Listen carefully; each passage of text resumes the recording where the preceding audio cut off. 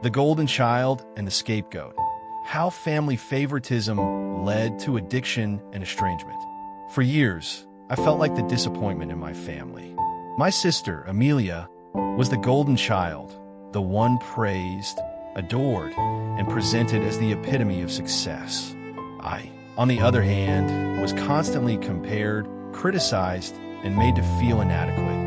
After a particularly humiliating incident, I cut off contact with my parents and sister. Now, years later, a shocking revelation has forced me to confront the past. Amelia is battling drug addiction, and my parents are desperately asking for my help. But can I, after all the pain, step back into that toxic dynamic?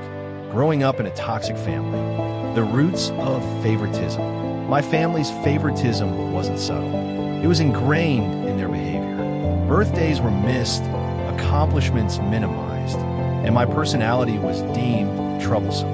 Amelia, quiet and reserved, could do no wrong. The breaking point came at Amelia's graduation party. During their speech, my parents openly joked about regretting having me, suggesting Amelia was the only child they ever needed. I felt humiliated, unseen, and unloved.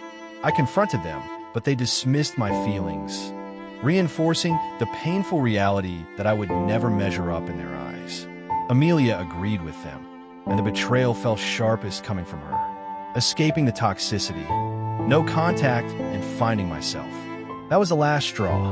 I poured my energy into my own life, earned a full scholarship to my dream college, and went no contact with my family. For 2 years, I thrived. The peace was palpable. I built new friendships and focused on my own future, free from their negativity. A shocking revelation. Amelia's addiction and my parents' plea. Then came an email, a desperate plea from my parents, revealing Amelia's struggle with drug addiction. They were shocked, concerned more about their reputation than Amelia's well-being. My father even insinuated that I was somehow responsible for introducing her to drugs, an absurd and insulting accusation. They begged me to come home, to help them take care of Amelia, seemingly more interested in keeping her addiction a secret than getting her proper treatment. Their blatant hypocrisy ignited my anger. They still prioritized appearances over Amelia's health, and they expected me to participate in their charade. I told them Amelia needed professional help, but they refused, fearing the shame of rehab. Reconnecting with my sister, understanding Amelia's struggle. Initially, I felt conflicted. Part of me wanted to help Amelia, but the thought of re-entering that toxic environment filled me with dread. After a lot of consideration and advice from some friends online, I reached out to Amelia directly. The pressure of being the golden child. What she told me was heartbreaking. Amelia revealed she'd been struggling with addiction for years, stemming from the immense pressure to maintain her perfect image. She felt trapped, unable to confide in our parents for fear of disappointing them. The constant stress of maintaining this facade led to her using drugs as a way to cope. She expressed deep remorse for not standing up for me in the past, acknowledging the pain her words had caused, finding healing and setting boundaries, a path forward.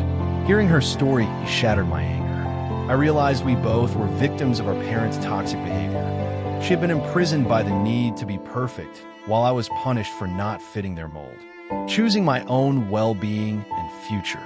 Ultimately, Amelia and I have reconnected. She is going to get herself admitted to a treatment center far away from our home, against the express wishes of our parents. For my part, I've told her I will be there for her in every way that I can. As for my parents, I've made the painful decision to return to having no contact with them. They are too invested in their reputation, and their manipulation is too deeply ingrained. Breaking US. Con